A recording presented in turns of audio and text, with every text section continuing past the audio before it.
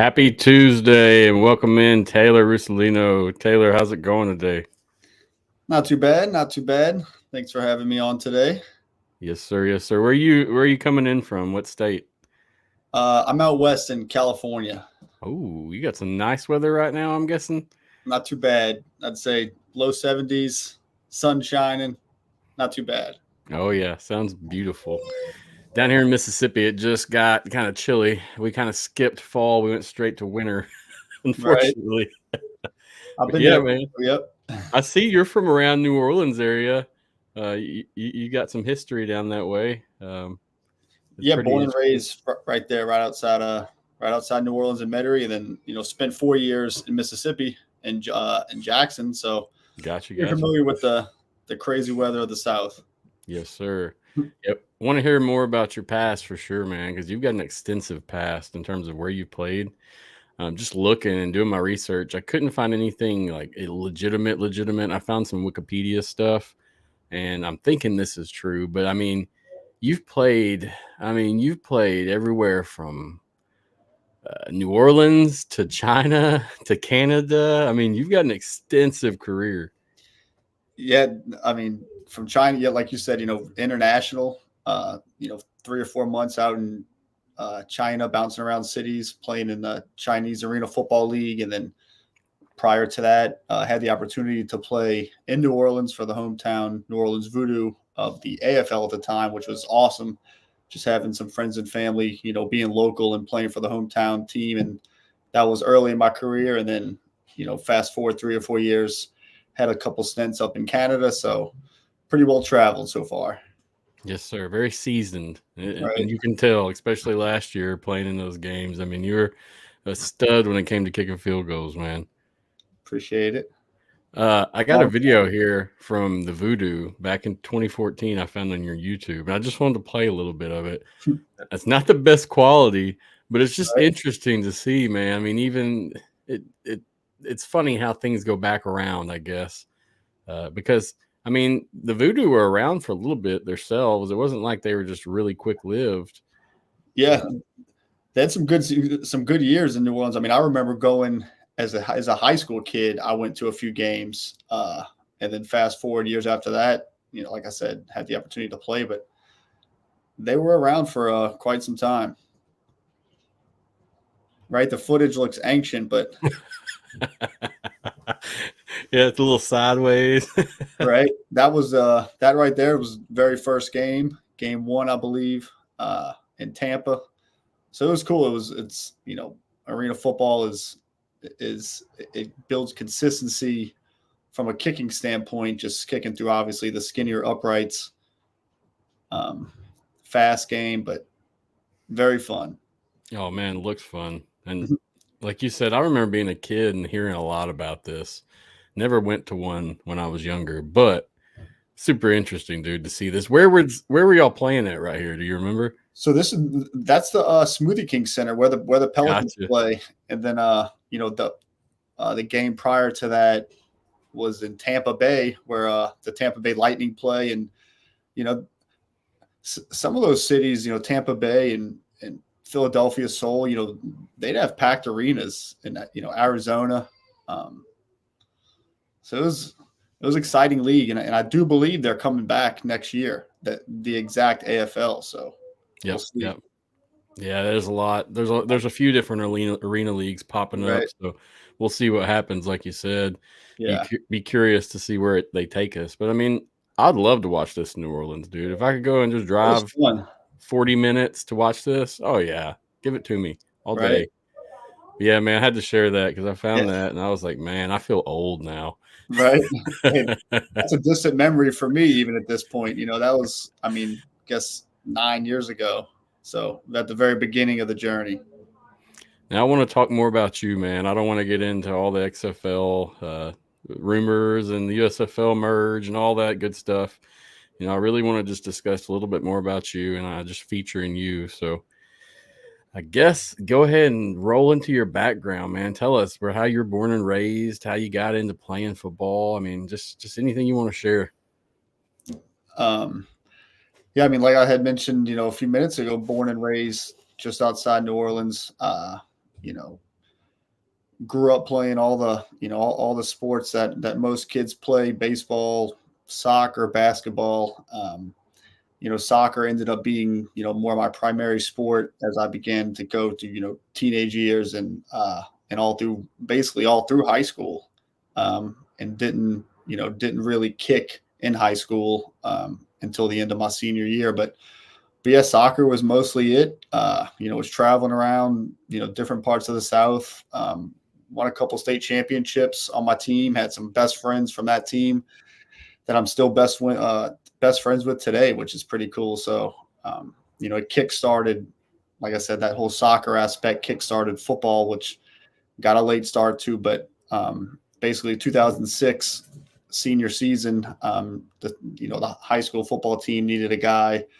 They took me out as one of the stronger leg soccer guys to see if I was interested in kicking a football.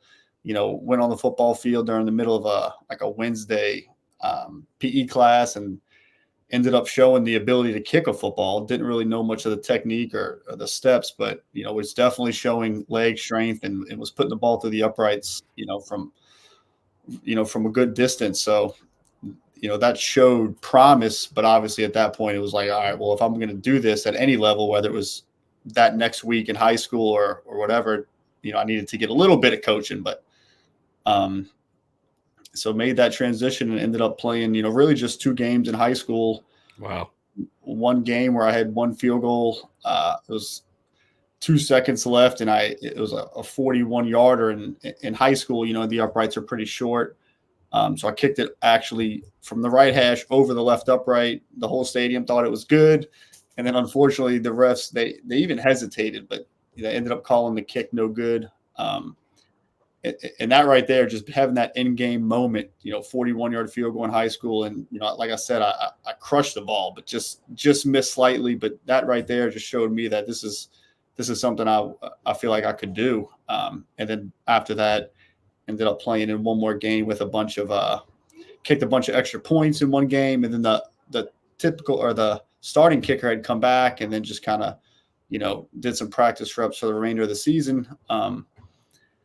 And then went to basically what football season ends in, say December, kind of right when, most high schools have Christmas break. So at that point I went to a Ray Guy camp in Mississippi, down at Southern Miss during Christmas break, and ended up competing and showing my talents amongst some of the best, I guess you could say local kickers, from Mississippi, Louisiana, kind of more the South region.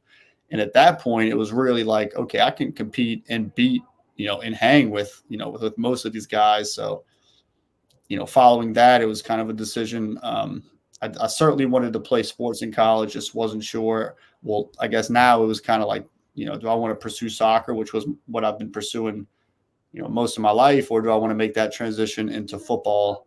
And then with some different, with some influences, there at the high school and some decisions that had to be made eventually, football ended up being the ultimate decision, and ended up having a few small schools. And, that's kind of how I ended up at Millsaps, had, pretty decent grades, but didn't really have any opportunity to go to a large school because I would have had to, I had no game film, not really any experience. And then, would have then had to compete against most guys who have 2 or 3 years of high school experience. So I ended up going to, Millsaps College. And then after the first 2 quarters of the first game, my freshman year, I did not play, but that third quarter rolled around in the first game and then never looked back. Ended up playing, every single game from that half of football to 4 straight years. So that's when I really got my first real start. And that's when I was really able to, really see what it was like, A, to play football, B, to kick a football in a game, and then C,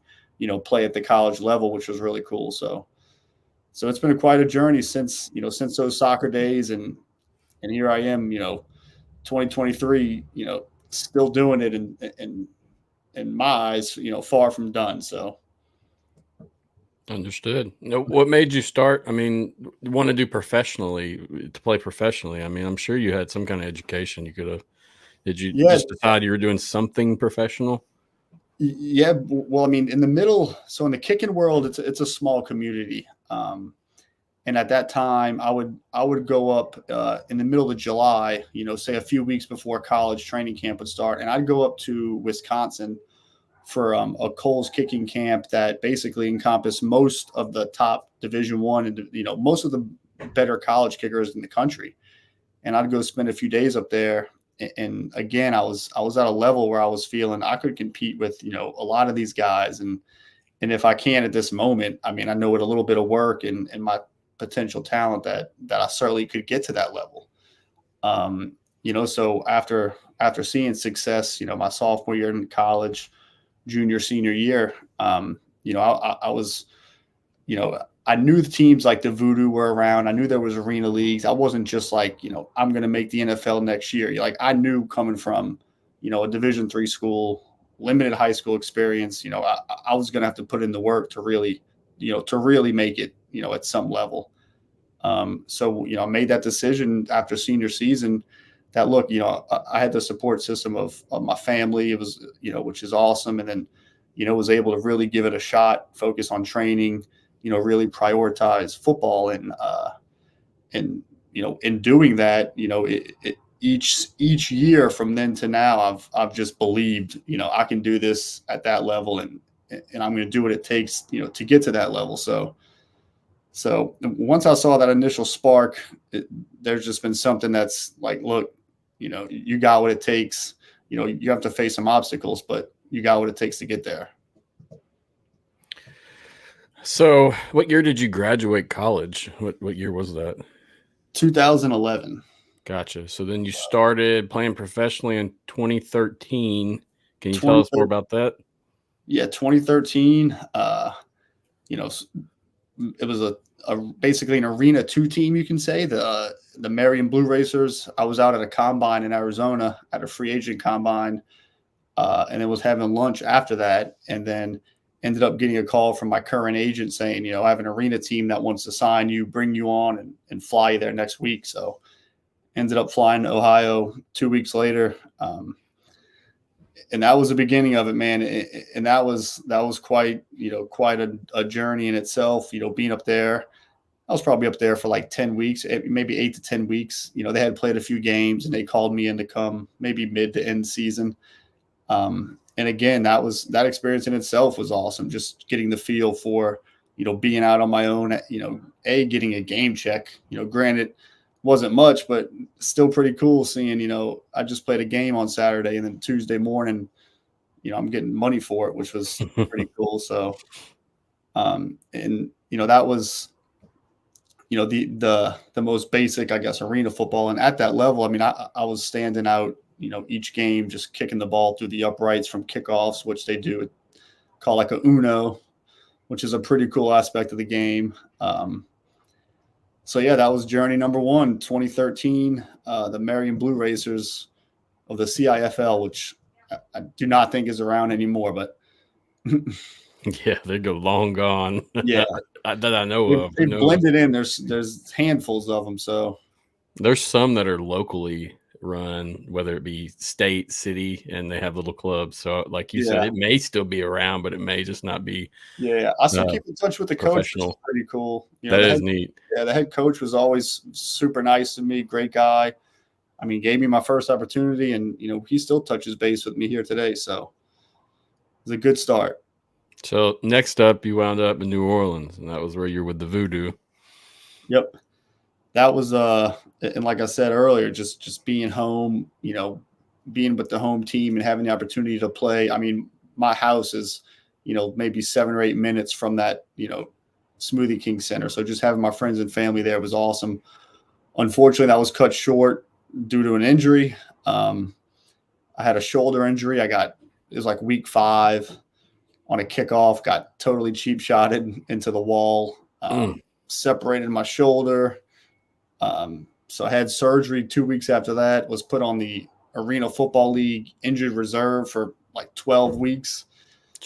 And then just, so that was just another obstacle. Like, all right, well, now I got to recover from this, what's next? So then, but I ended up recovering. I mean, shoulder, you don't really need your shoulder to kick. So that healed up pretty quick. And then I hit the ground running. But the New Orleans Voodoo was extremely fun. Very talented team too. We had some studs on that team from what I remember, a couple of receivers, quarterback. So understood. Yeah, I figured being that that's close to home, that was going to be probably one of your favorites from your history. It was having friends and family with signs, and I mean, you can hear everything. So it's like, if I'm out there, you can hear, so that was cool having them be like basically right on top of you too. So the next few years, and this is where, I mean, you'll have to walk me through it a little bit. We got Shanghai, you got Montreal, you got BC. I mean, tell me more about these 3 locations and then just kind of how that ended up.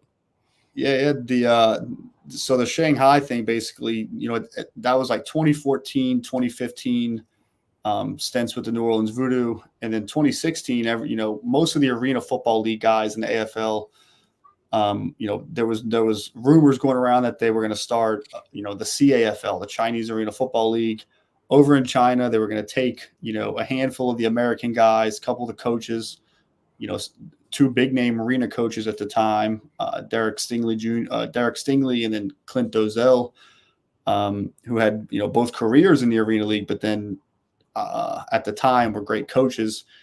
And then it was spearheaded by Ron Jaworski, the big ESPN guy who, is affiliated with Philadelphia sports guru with, Clint Dozell. So they took a handful of arena guys over there from the States, worked something out with the Chinese to where, each team, I guess in arena, you maybe have 25 players.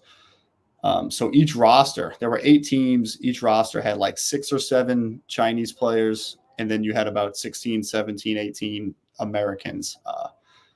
And then I was drafted into that league by Shanghai, went over there, had a great team, ended up getting upset in the playoffs, but ended up being kicker of the year, made the CFL Dream Team. And it was really cool just,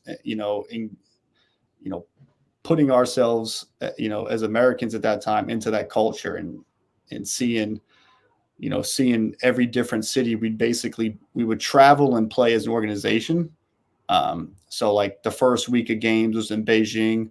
There'd be 4 games, 8 teams. So there'd be 4 games, 2 teams playing each other. And then the following week we would travel to, say, Shanghai. And then, the following week, Guangzhou. So we would travel and play as an organization, which was also cool because it allowed us as players and coaches, not just from our team, but as a whole league, to kind of build relationships. So, I mean, there was 100+ guys that I'd be able to, build friendships with throughout that process. And the fans loved it. I mean, again, we played in basketball style arenas similar to the, here in the States. They had a bunch of arenas designed for the Olympics when they had, the Olympics back in Beijing and all that. And they would pack these arenas out. And it was funny because I've told this story a handful of times, but one of the coolest parts of the game to the Chinese people, who I'm assuming had a pretty lack of understanding for the American football game in itself, But the thing they enjoyed the most was the kickoff. So when that ball was in the air for, say, 4 seconds, you would hear the whole crowd kind of like doing an ooh or an ah or something. So that was cool for me. Every time I touch the ball, it's like everyone's kind of focused because they know what was about to happen, I'd pay to see that. That sounds right. awesome. It was cool. They had cheerleaders out there. I mean, they had commentators, both American and then followed it up by the Chinese commentator. It was entertainment. They did a great job with the league. They treated us great. We got paid pretty well. We stayed in a nice hotel. It was an experience, obviously I'll never forget that. And it was again, just another step in that journey of football that, here I am at this time. Let's see where I'm going next year, and enjoy it where I was now. But it was fun. Very thankful for that opportunity. So what did it end, and that's kind of why you had to go to Canada, or did you just choose to go to Canada? No, well, I mean, we're going from the Arena League to the CFL. In my eyes, and a lot of guys, is probably just it's a step up. So for sure, that's why. I asked. But the Chinese Arena League did only last that 1 year, so it was 2016, and then never happened. So it was kind of a one and done type thing. And then following that year was kind of, a lot of free agents, typically around March and April, you attend a combine. There's a couple of them, and when you go to these combines, you're competing against the other, 20 to 30 best free agents in the country. And at those combines, you have scouts, NFL, CFL, all that. So I would, almost each year I would be at these combines, and I would make myself at the top or get closer to the top each and every year. And then so 2017 had went to one and did well. And then, had the opportunity at the end of that 2017 season to get a call up from Montreal Alouettes, and then finished out there playing just a couple games. And then actually ended up, I went up there to punt and kick. So, which is, something I did punt in college, but it was more, I could get the job done, not like, I'm not a professional level punter, I believe, but, I was able to get the job done in college, and then was able to take that to those 2 games in Canada. Cause I think I punted 19 times, and the 2 games I played, it was about 20 degrees. It was cold. It was windy. So it was cool to have the opportunity though at that level, to kick field goals, kick off, and punt. So that was really neat. And then, so that was 2017. And then at that time I was offered a 2-year contract at the final game for the Alouettes. The GM sat me down. They wanted to lock me in. And at that time I had declined in hopes of getting, the NFL looks now. I wanted to keep pursuing my ultimate goal. And it was that next, a couple months later where I had my first NFL workout with the Tampa Bay Buccaneers. So at that point I was like, look, here's another step, each year, each 6 months, something's happening. So I was always headed in the right direction, which still to this day is what's keeping me going. It's like I'm on the half-inch line is kind of what I say sometimes. So the CFL was great, just getting used to that weather. I mean, they pack in those stadiums. My first game was at Saskatchewan. I mean, I don't think there was an empty seat. I mean, they were yelling my name. They knew more information about me than I had ever seen a team find out in 4 days, It's a long season up there too, isn't it? It is. Yeah. It's brutal for those guys, but it's a hell of a game. I love the game itself up there. It's fast and they're diehard. So the CFL it's a good one. Yeah. I don't take nothing from them. I just don't, I mean, I've got my own to do, if I had more time, I would be a fan for sure. Yeah. Can only do so much football. Exactly. But yeah, man. So after that, then we get started in the XFL realm of things. Yep. Got started with the BattleHawks. Right. You can tell us more about that. I do have a question though after you get done, because honestly, I just want to know, as you're speaking, just tell us what's some differences in playing in the 2020 BattleHawks compared to now for the Renegades.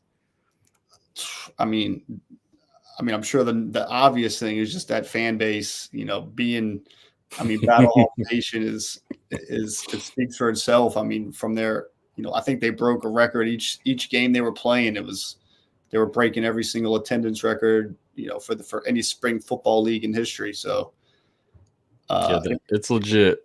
yeah, no doubt. I mean, that city A loves sports, and then B, obviously they love football. So it was an honor getting to represent St. Louis for those 5 or 6 games. Treated me great, and obviously it was nice to have success.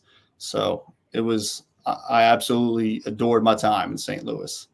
Yeah, it was a good time. I was present for 3 out of those 5 games I think you guys had in total. Nice. Hell yeah. The first one was actually in what was it, Dallas then, the Dallas Renegades then. Yep. Yeah, first one was away at played at Choctaw. And then I think we went home for the next 2 maybe, but yeah. Yep. It came and went too quick, man. Too quick. They pulled that plug on us, right? No, I mean, obviously no one expected any of that coming, but yeah, dude, it was unfortunate because, I mean, wow. We were all just the fans, the players, everybody, man. We were in it for sure. We were, yeah. It was fun. So hopefully they can just keep that going. But whatever league it is, hopefully the BattleHawks are forever. Yeah, it should be. It'd be very disrespectful not to be at this point. Agree. So you come in for the BattleHawks in 2020. COVID shits on that year, basically. I mean, that's gone with the wind. What I guess kind of what was in your mind after that? What did you plan? What did you think?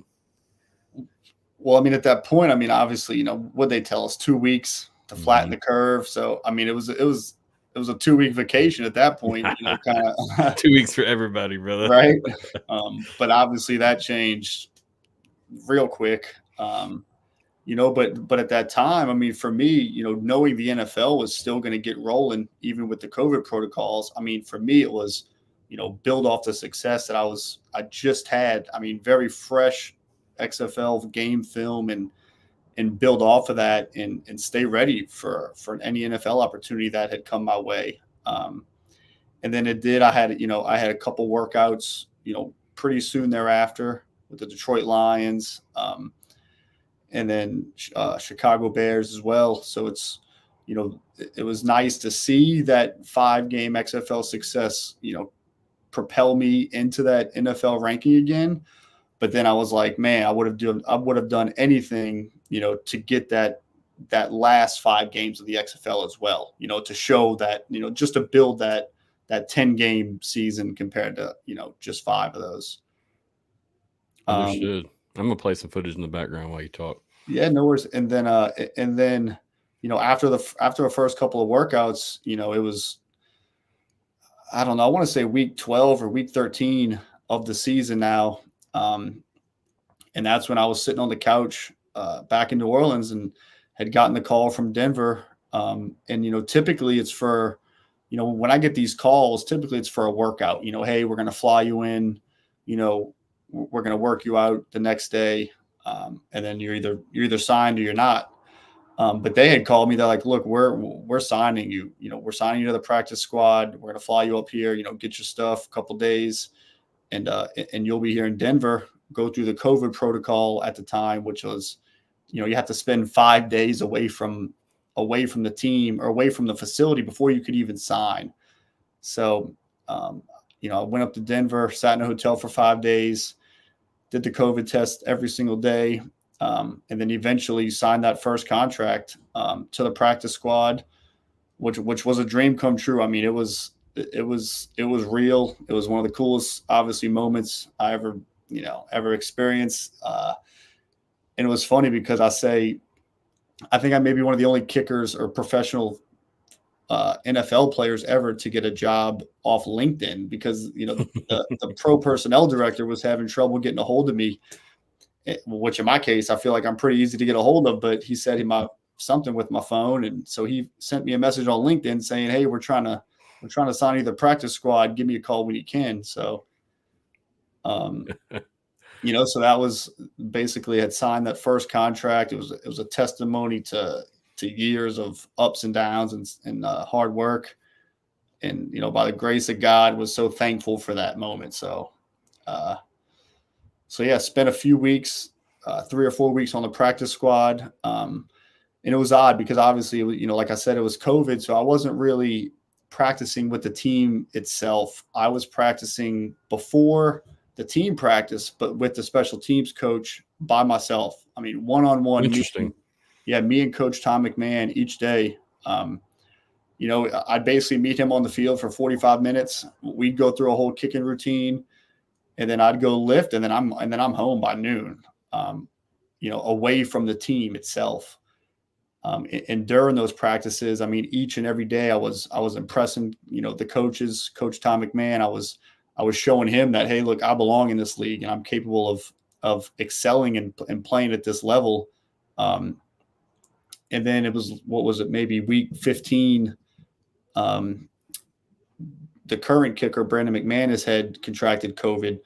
So I got a message like maybe that Tuesday night saying, or I don't even know if I got a message. I think someone sent it to me on Twitter saying McManus is out with COVID. And then I'm like, all right, well, I'm getting a call here any moment. It's my time.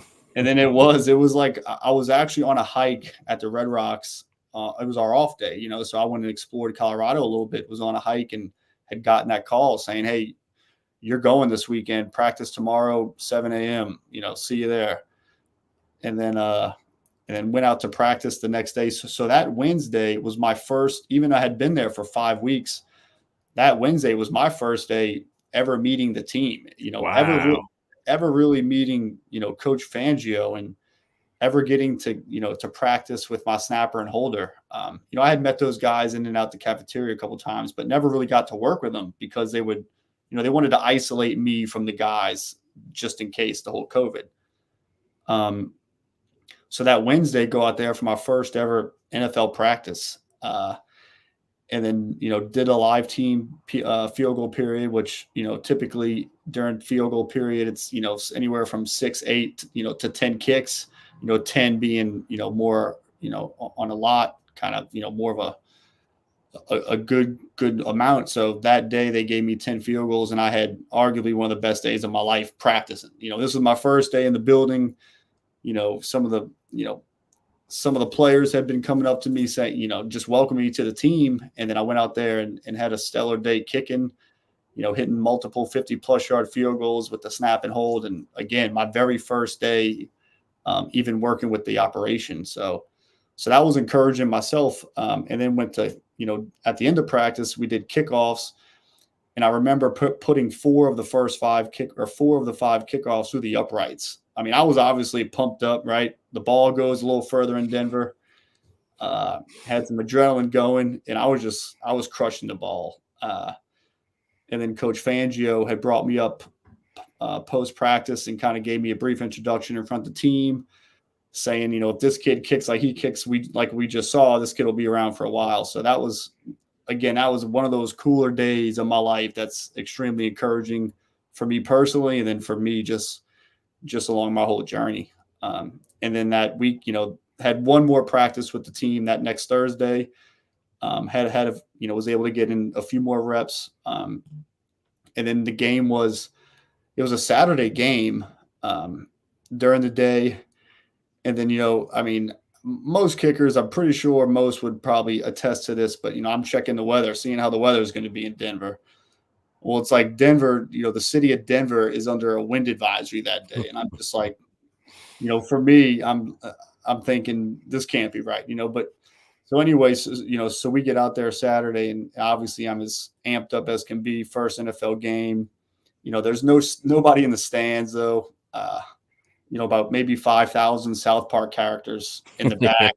That's where the cutouts were. Just kind of flapping around. The fake fan noise. Did it get you pumped? Right. So we get out there. I mean, it's in the low 20s. It's cold.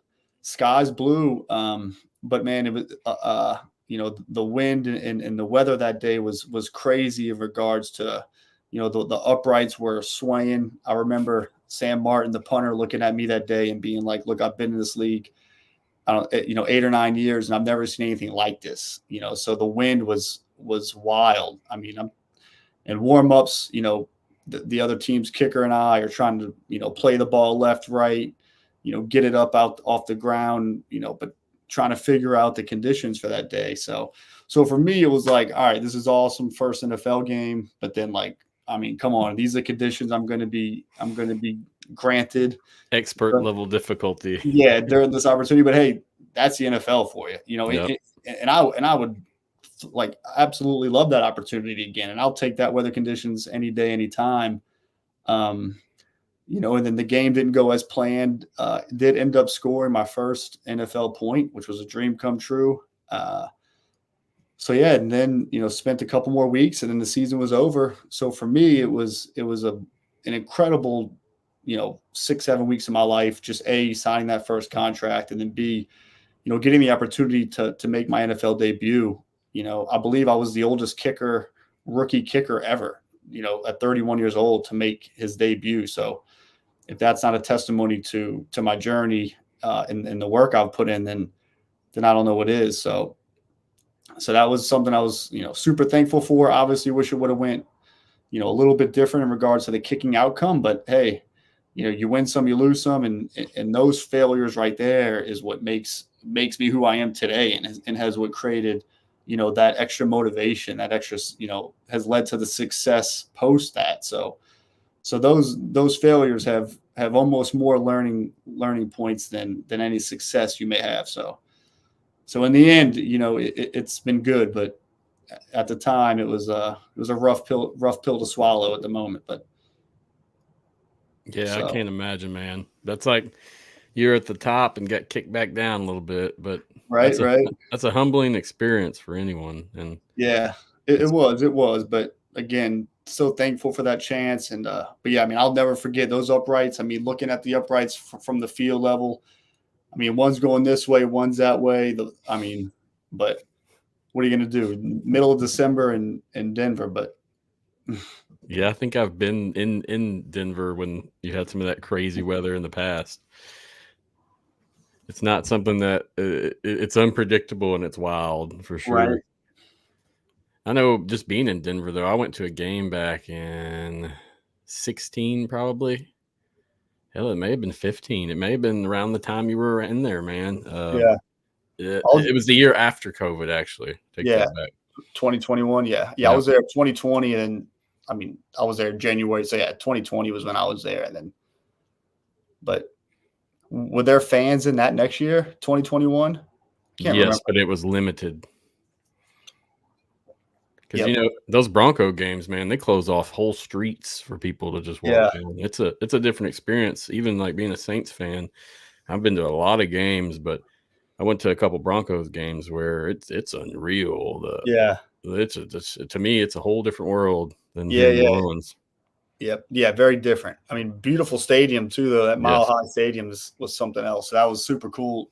2 days before I got to go kick in it by myself, they let me go get a few reps in, and I was on the 50-yard line just soaking it in. There wasn't a single person around, just sitting there, though, for me, getting some practice reps in, visualizing, and seeing that big old horse up there was cool. Good times, man. I can't imagine. It's awesome, though, dude. That's it. Being so seasoned, you've just about seen it all. From what I'm gathering, I mean, you've done a lot. Been through, been in 7 or 8 NFL buildings.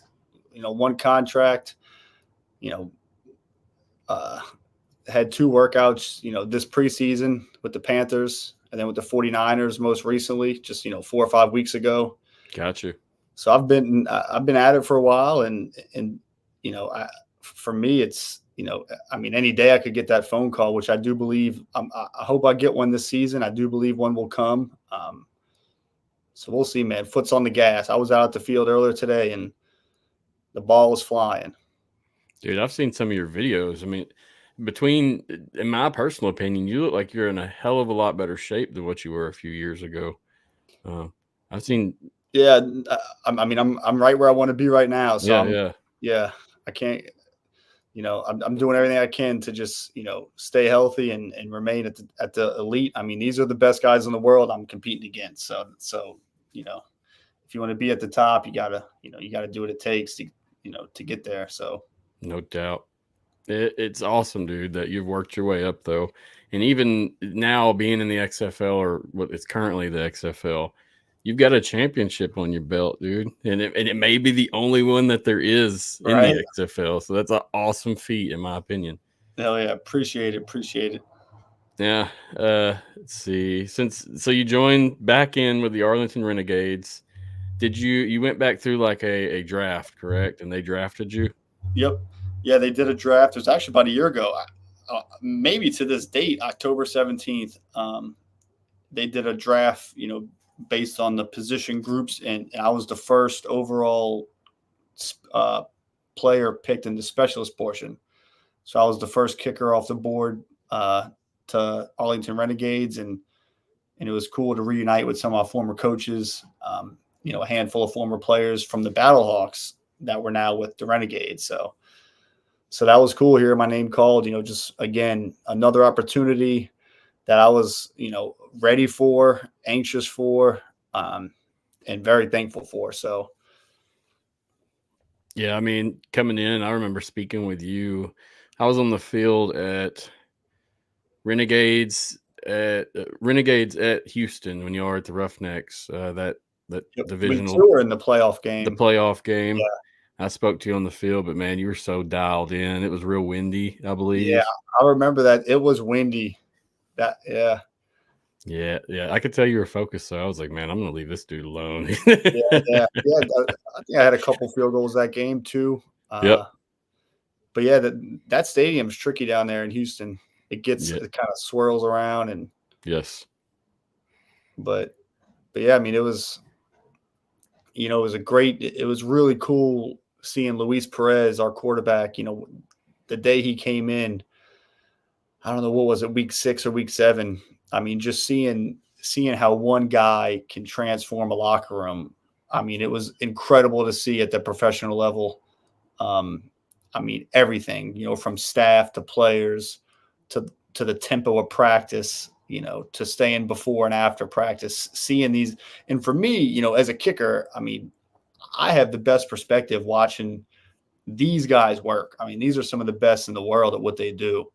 So for me to get front row access to watching these guys day in and day out is a privilege. And watching him come in, I mean, our team, I mean, we were talented from the first day one of training camp until the end.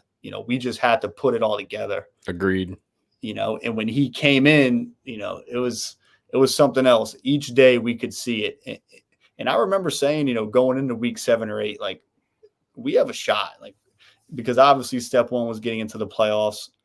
We got in with a little bit of help, but once we got in, it's a clean slate at that point. So it was fun. It was a fun ride with this squad. Some incredible guys on that team. And then obviously playing with Marc again, having him, the trust factor I have in him. I mean, I feel like I could blindfold myself and still make some kicks. So yeah, he seems like a great character, man. Yep. Seems like one that keeps everybody going and then just represents what he does the best as well. Yep. Very talented guy. I remember seeing him kick that punt and then run after it and be the first one there. Right. I'll never forget that, dude. Right. Yeah, that doesn't happen often. No, sir, it does not. So coming in that season, it was rough at first. Did you expect that you guys would come through and pull that championship? I mean, maybe through weeks 4, 5, 6, probably not. But like I said, the moment Luis stepped in there, I knew we had a chance. And I'm dead serious. Like, I remember telling my wife, telling some friends, like, hey, I know I don't know, what were we, 3-4, maybe 4-4. I was like, look, if we can win a couple of these games and get into the playoffs, I'm pretty sure his first start may have been at DC, in which we were damn near close to winning that one, But even though with the loss, we still showed, everybody saw what we were capable of as a team, and the changes that were made, with Luis now at the quarterback position. So I knew we had a chance, and I'm serious. Like, I knew something was different. We had, like I said, talented guys on offense, on defense. So I knew, if we could click it together one game at a time, 1 week at a time, that we had a shot. So it was really, really cool seeing it come to fruition and seeing that team come together, weeks 8, 9, 10, and then carry that into the playoffs. So very fun ride. And I'm all Coach about the Stoops is underdog awesome. story. Oh man, dude, I can't imagine. I bet you had some great practices. Yeah. Yep. I mean, he's kind of checking the clock about, how much longer until it's tea time, but he's awesome to have out there. He's a leader. He's a commander in chief. He was fun to be around. And you were back with Coach Hayes as well, right? That was Yep. So he was your original head coach back in St. Louis. Exactly. Yeah, but he was our offensive coordinator back in Arlington. So, Had a fan question come through that it's a good time for this right now. So, what were the best stadiums and worst stadiums you played in, field wise and fan wise? So you can give like a top 3 if you want, maybe. Yeah. I mean, the best stadium is probably. I mean, I don't know what you call the St. Louis stadium, but whatever that one is awesome. Obviously, the atmosphere, the crowd, the noise. It just has that feel of this is high level professional football. So the BattleHawks stadium is awesome. So you would say, in terms of actual field play, it's awesome on that note as well? Because I know, the surface was solid. It's a turf field. I do remember it being pretty soft, but not that many people were even can distinguish between. But yeah, I mean, this as far as how firm a field can be, but no, the field. I mean, for me, the field was fine, and it was better than, say, Orlando. That was a unique turf. Had wood chips mixed in it, not something you see every day, but so yeah. And then DC obviously is a phenomenal place to play in a nice grass field, which is nice. If they would cut it a little more, it'd be real nice. Got that soccer feels to it there. Yeah. Did you guys go to Vegas? I can't remember. We never did. No. That's what I was curious about. We never had to face that, that demon or whatever, but that didn't look too fun. No, sir, it didn't. I just wanted to ask, because from a kicking perspective, I know that's going to make a difference for you. Yes, certainly. And they kept getting rain, which, I mean, it doesn't even rain in Vegas typically. And then all of a sudden, their 2 or 3 home games, they're facing, funky weather. So that was something else they had to battle, mixed in with the subpar field conditions. So yeah, we never had to go there, which was nice. I remember seeing DC. Who was their kicker? Was it Daniel Whalen? Was that? He was the punter, yeah. And then Matt McCrane, the kicker. I remember seeing him just like straight bust his ass there on that grass, man, and it just yeah. I know that's the worst, and I mean, there's so little you can do about that as a kicker, especially when it's that bad, and maybe you're not prepared for it, whether cleat wise, but yeah. So they got to figure out that situation if they're going to utilize the Vegas Vipers moving forward, which who knows? Yeah, who knows? We're all just waiting at this point, right? You and I, and then everyone else. So yep. There's shows on right now as we speak that are just speculating it up, and then honestly, I don't want to do that. I don't feel it's valuable, because that's all you can do, because there is not much out there. No, sir, there's not. That's why, I mean, it's like, we know you. If you don't wind up in the NFL or get a better offer somewhere, we'll see you again. Yeah, I mean, there's no doubt in my mind. Yeah, there's no doubt in my mind. Yep. My thing is, if somebody needs you, I know they're going to call you. Yep. You still have are you still friends with Pat McAfee? I know that was kind of back in the day. He had mentioned something about you. Yeah. He, I mean, like I said, I had this past training camp, I had a couple workouts, and he had, talked about me briefly throughout the preseason. So yeah, I mean, he's a supporter of mine. Good deal. A major reason why I got into the NFL, and so yeah, extremely thankful for every ounce of support he's ever given me. So it's cool to have a guy like him on my side. That's only going to benefit me, so very thankful for him. Yeah, back in like 2020, he wasn't as big as what he is now. Now it's on another level. I think it was 2 days ago I saw it. I mean, he was talking briefly. They went from like being valued at like it was like $2 to $4 million to 500 million. I mean, $500 million company now, and I mean, it's crazy because now he's, the show they do live, which I'm a big fan of. It's now on ESPN every day. So you're at the local gym or a restaurant, you're seeing Pat McAfee on the TV, which is not something everybody's used to. So good for him. I mean, he works his ass off, and those guys over there are awesome. So, yes, sir. Had to ask. So, I remember back in the day hearing him mention you, and I don't know, man.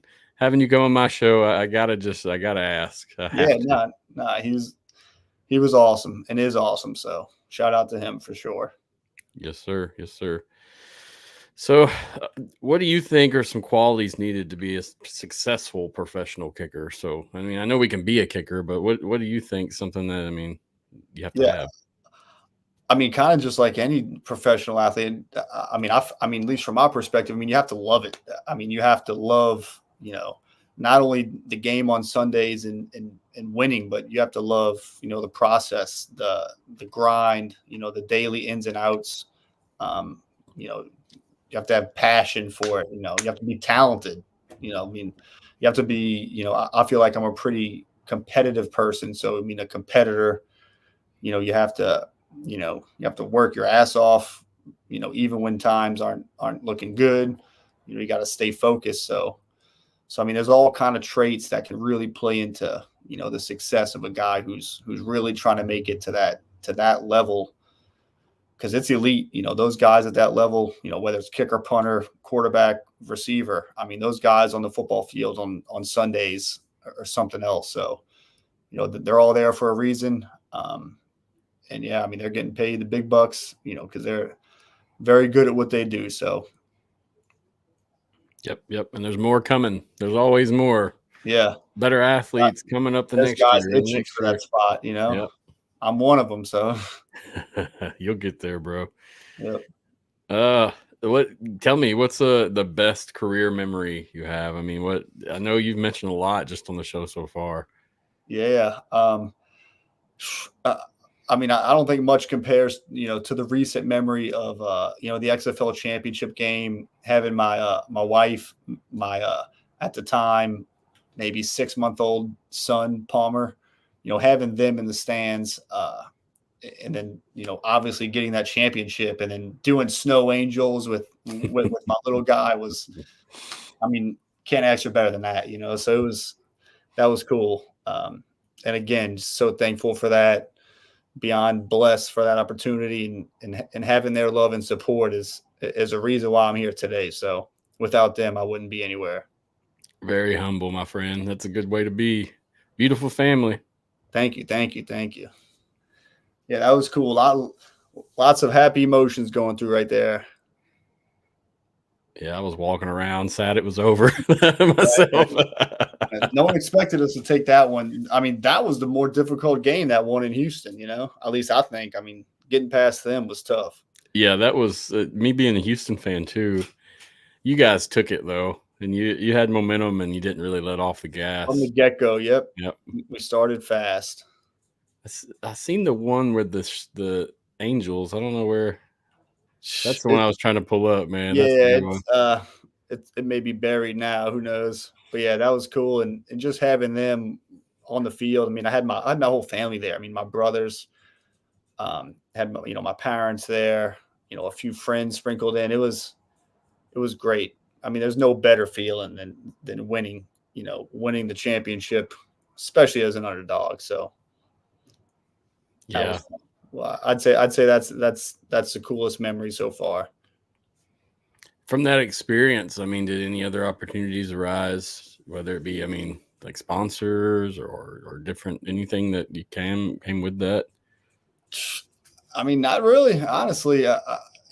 Personally, I thought, maybe a little bit more would have came, but I was kind of speaking on that the other day, saying, the XFL, we won the championship. I mean, 48 hours later, we were gone, and it's almost like just right back to the regularly scheduled program of free agent life. And it's like, but I mean, I've been able to enjoy it, with friends and with family, and just, every now and then reminiscing on those moments and looking back at the film and watching the game and staying in touch with some teammates and coaches. So it's been fun reaping, just reaping the joy of that success. So I'm sorry, go ahead.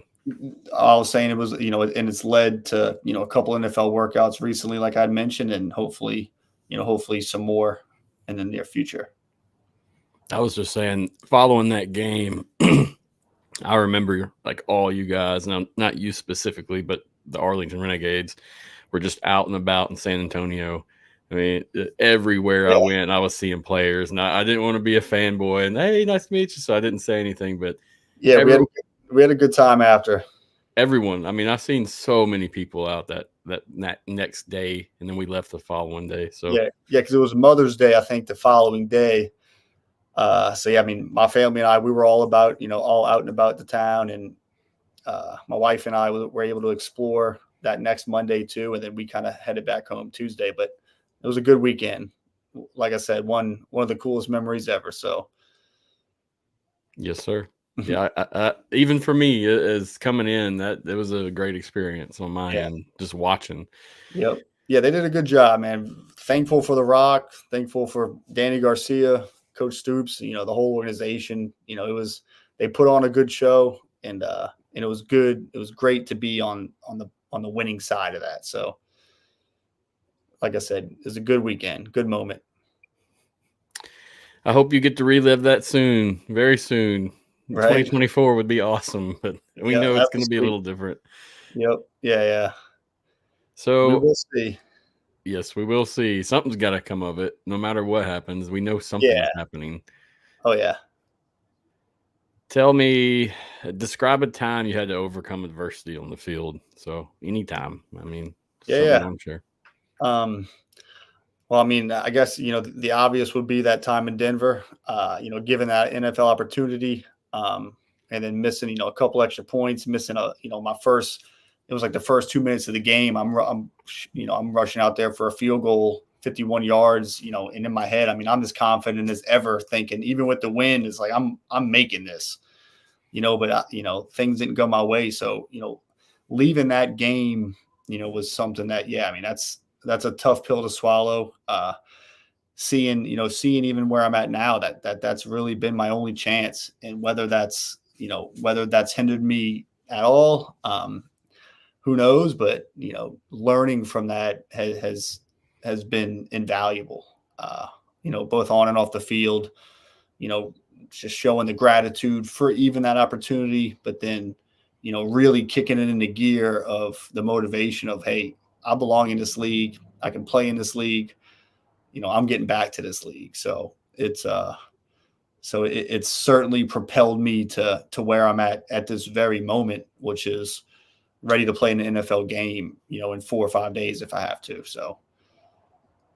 Well, let's jump right into that then. I mean, what your future plans as of right now? I mean, just kind of tell us what's going on. Yeah. I mean, I'm out here, I'm in California, training every single day, trying to make sure when that phone rings that I'm as ready as can be. As a life of a free agent kicker, I mean, there's no backup. So it's kind of like you'll get that call on a Sunday evening or a Monday morning saying, hey, we're flying you here tonight, kicking tomorrow morning, best man gets the job. And then there it is. 4 days later, you're playing in front of 80,000 people on NFL Sunday. So it happens in the blink of an eye. So for me, it's just it's staying ready. I mean, I know that sounds so cliche, but it's literally trusting God's plan. I'm a big believer, and He's got it mapped out, and I'm going to continue to have faith and believe in that, and just let the chips fall where they fall. So, but I'm as ready as I could be. So that's priority number one right now, and just making sure that phone's charged.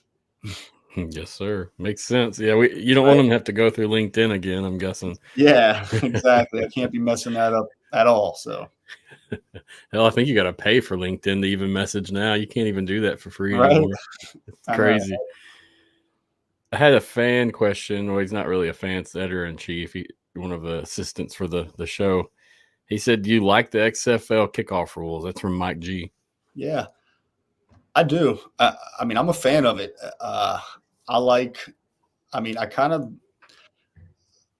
I enjoy the fact that it encourages the returns. Although as a kicker, I do like blasting the ball through the end zone, but it is nice that, there is some strategy into, there's a 95% chance that team's going to run the ball back, so whether we go, pick a direction or go down the middle, I'm a fan of the kickoff rule. So we'll see if any of the other leagues adopt it, but I enjoy it. Yeah, I know there's a lot of talk amongst the NFL, but a lot of diehard kickoff return fans also that I don't think are going to let that go that easy. Right. I mean, you can't eliminate it. There's, so it's, I mean, the NFL already did the fair catch thing, which is absolute bogus, but it is what it is, You're right. It is what it is. Yeah. I try not to speak too much on the NFL here unless I have to. Right. Right. Yeah. Let's stick to topic. But yeah, man, I mean, that's basically all the questions I have for you, except for what do you think of the merger? What's some of your thoughts on this as a player and still current player who's basically awaiting the season? Yeah. What do you think? I mean, I think in theory, it's an awesome thing. I think the fact that it's happening is awesome for spring football in general. I didn't see it happening this fast. I think that's more of a surprise to many. But, I'm sure there's a lot of big brains behind it. Hopefully they can get this right, because I think that's the ultimate thing is, I mean, this is going to be try number, who knows? So hopefully with these two leagues that have proven success, let them come together, take the pros and cons from both, bounce ideas off one another, compromise with differences, figure out the rules and bring, I mean, if you combine the best talents from both of these leagues, I mean, you're going to get something special. So I think it's great moving forward, but I hope they certainly figure it out soon. Hope they don't, maybe rush it too much, although I feel like that's already too late, but I think it's a great idea moving forward, especially years to come to, sustain spring football for what it is. Good deal. Yeah. I mean, it's opportunity for you and many others. So yeah, it's huge.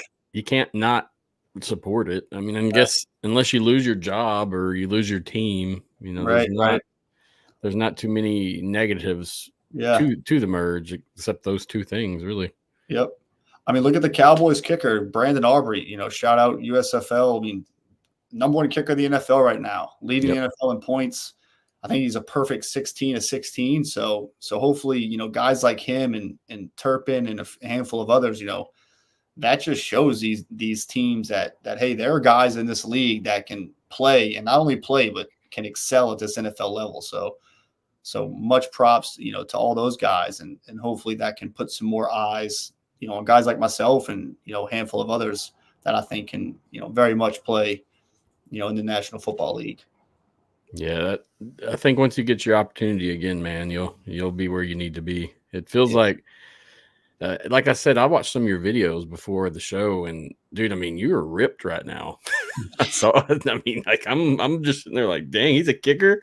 My God, I've been working at this for shit. I've been in the weight room for 20 years now, since I was literally 14. So I mean, it's a product of a lot of time, a lot of dedication, and hard work, man. So I appreciate the support and the love. So yeah, that's what it takes, man. You got to work. Nothing's been handed to me. So, I mean, I gotta go out there and go that extra mile and kind of, play with that chip on my shoulder and do whatever it takes. So I'm trying to do my best, man, one day at a time. Keep doing great things, dude. And I mean, you're a role model for many guys that, I mean, are wanting to be in the same position you're in right now. Cause I spoke with many guys that they're kind of stuck in the AFL or the arena leagues. They're trying to work their way out of it. They've got skill, they've got potential, but it's just getting that opportunity. Yep. That's what it's about. It's at this level. It is. I've been thankful for some. I wish I could get more, obviously, like everybody, but when that opportunity comes, you got to be ready. Yes, sir. I appreciate you taking the time tonight to meet with us, Taylor. Yeah, of It's been course, Matthew. awesome. Yep. You're welcome. Come back anytime. Hopefully next season, we'll meet up somewhere, chop it up, and Yep. just see how you're doing, dude. Because, like I said, unless you're gone somewhere better, I'm sure I'll see you on the next step of this Yep. spring football world we got going. Yep. Wherever we're headed. Yes, sir. Yes, sir. We're not going to China. I know that. Not going there. So Thank you again, man. And of course. I'll have your socials everywhere, like in the notes, and they've been going throughout the show, also down at the bottom of the screen. Cool. Is it anything like anywhere that you want people to check you out on that I haven't highlighted on YouTube or Twitter? Man, I mean, just I appreciate everyone out there, everybody's support, everybody's love, and yeah. I mean, I'll be on it. I'm somewhat active on Instagram, Twitter here and there, and YouTube here and there. Just trying to put out content. Whether they look or not, just letting these people know that hey, I'm still smashing. So I appreciate every single person's support for me from day one of my journey until this journey ends, whenever that may be. So thank you, for that. Yeah, keep doing your thing, man. We hear you, and you're one of the most known names, I'd say, out of this whole XFL experience, 2.0, 3.0. There's a handful that everybody knows is part of it, and you're one. So once I'm again, thankful for that, man. yeah, it's the truth, dude. I mean, even if I wasn't a BattleHawks fan, and originally there would have been no way that I could have avoided hearing about you doing your thing. So keep it up, bro, and we'll see you soon. Thank you, Matthew. Well, yeah, cheers to everybody, man, and we'll see what's next. Yes, sir. Thanks again, Taylor. Good luck. All right. Thank you, guys. Bye-bye. Appreciate that. Taylor, awesome guest. Check him out next year, next season. He's going somewhere, y'all. Before I hop off, I'm sorry. I just wanted to present a couple news pieces. Nothing major. I mean, I guess it is major, but everyone's already reported on it. We're already talking about it. There's a lot going already with these things. We had some merger updates. We had some copywriting go on, as well as some people leave their positions or positions get cut. Not really sure which one that is, but anywho, let's start with the departures. Marc Ross, he has departed from the XFL. This was reported a couple nights ago from James Larson via Twitter. Marc was the executive VP of football operations. He had just recently released a podcast, kind of like what I do here with Daniel Whalen. And I mean, a few days later, he was gone. So it was kind of unexpected, in my opinion. Being in the position I am, I know that, and I'm sure the fans, you guys know as well, the merger of these two leagues is going to make people lose their jobs. Let's just be frank about it. People aren't going to be in the same positions they were, depending on how this is set up infrastructure wise. So some people aren't going to like management. Some people aren't going to accept pay changes or whatever. I mean, this is going to happen. These things are expected, but I really didn't expect it to happen so fast. It's kind of worrisome that you see people jumping ship right now before the official merger has been agreed upon. As we know, we're still waiting for the Department of Justice to agree on these terms for this merger, and we as fans have no idea what that includes. We have clues, we have hints, we have speculation, but we truly do not know what this entails. Going from that, I want to say we did have those departures. There was a couple other departures. Let me pull up an article I got from XFL Board.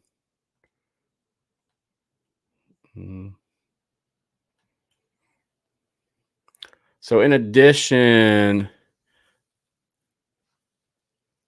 the Arlington Renegades Director of Communications and Media Relations, Matt Millian, announced his departure. And then Travis Watkins, who was the Houston Roughnecks Director of Sales and Experience, and Ellie Pardee, the Houston Roughnecks Director of Sponsorship Sales. So that's just a few positions that have left. I mean, those could be unrelated, could be not. With Marc Ross rolling out, it definitely seems related. So, I mean, I don't think it's anything we didn't expect. It's just unfortunate it's happened so fast, and we're not really given any more insight of what's going on. Obviously, it's merger related. Secondly, XFL LLC has officially trademarked the UFL, United Football League. So with that trademark, they trademarked many different things for the actual United Football League. What's confusing about this is, and this is from Newsroom. What's confusing to me about this is we have already filed different things. The USFL has already filed different names. National Spring Football League was the one we heard on September 27th. And they basically did the same thing with that name. They copyrighted a bunch of different clothings, broadcastings, whatever to cover that span of that subject. So we looked, this next rumor from the merger was the United Football League. Now, I mean, I feel like this is a backup plan. Truly, I don't know. I mean, at this point, we're just all guessing. To me, it's just weird that we would file for the National Spring Football League, and then we would come over and file for the United Football League. Is this just trying to set up backup plans? Is this part of the actual plan? Are we going to get different leagues, different conferences, different setups? Nobody knows. It's all in there. But, I mean, I'll try my best here on my show to not just sit and talk about this all the time. It gets redundant. If you want to see some actual people talk about it, look at where the articles came from originally before everyone gets their hands on it and goes crazy. Check out the source. So what I did was I'll include the source that I found was the best, and it was from Gerben IP, which is Josh Gerben. He writes, he's a lawyer, and it's just a basic insert about what these trademarks are, and then it gives you the codes that you can click. So let's see right here. We can click and look. So right here, this one's for betting services. So anyway, guys at home, if you're watching, listening, during, after this recording, whatever, do your own research. Don't listen to someone else. Do some research on your own. Yes, this information is relevant, but it does not mean the name's going to be United Football League. We don't know if the name's going to be National Spring Football League. That's just all things that they're copywriting. I mean, you can copyright anything if you want, honestly. It costs money, but you can do it if you'd like. So, I don't know. We'll see what happens with it. I just wanted to present it here while we got time. I didn't want to have Taylor have to sit through that either, because, I mean, he's a potential player. He's actually someone that's in the league. I'm sure he doesn't want to sit here and worry about what's happening and what the name's going to be. We know there's a merger incoming. Whether it happens this next year or the following year, we know it's coming. Our hope as fans, media, people that love the league is that they do this correctly. They don't skip corners. They don't rush it. There's a lot of different things. For a lot of XFL fans right now are disappointed hearing about hubs, but once again, we haven't heard anything factual, so we don't know what's going on yet. So XFL fans, just chill. Just wait. We're playing the waiting game right now. We don't really know. We'll see what happens. Each week, it seems like something drops and we get more information, and that's what we go with. But I'll tell you, like I said from the get-go, this show will continue doing what we're doing now, and that's just showcasing different people, different things, talking about alternative football, XFL, and heck, man, I'd love to have some more USFL guys on or different capacities of guests on, just to give more insight into that league. Being an XFL fan, I didn't watch USFL as much as I wanted to. I mean, I couldn't. I had too much going. But now it's real important, I think, that we all kind of sync together and work together to get this thing off the ground. Regardless, I just want to say, guys at home, don't rush this thing. Don't worry. See what happens. Let the cards play. We at home have no control over what's going on. You can do petitions. You can make videos on YouTube. You can do whatever you want. But at the end of the day, it's these guys with the money. It's these big brains with the cash and the books that are actually cashing checks and making things happen. So we'll see what it is. That's about it for me. I didn't want to keep you long on that.